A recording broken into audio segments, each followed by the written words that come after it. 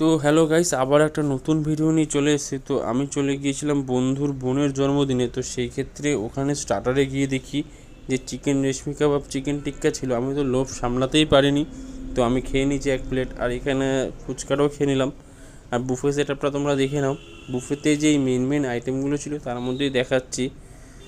এখানে ছিল দই কাতলা, ঠিক আছে। আর মেন যে সিগনেচার আইটেম ছিল সেটা হচ্ছে মটন কষা।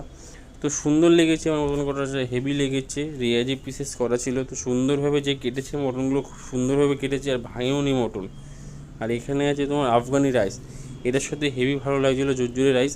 আমি তো প্লেট নিয়ে সোজাসুজি বসে পড়লাম। তো কত সুন্দর হয়েছে দেখো। আর রেয়াজি পিসগুলো হেভি ছিল খেতে, আর সুন্দর লেগেছে। আমার তো ঘাপ পরে আমার খাওয়া কখন হয়ে গেছে আমি নিজেও বুঝতে পারিনি। দেখে নাও তোমরা কত সুন্দর রেয়াজি পিস। যদি এরকম ভিডিও দেখতে হয় তাহলে আমার চ্যানেলটিকে সাবস্ক্রাইব করে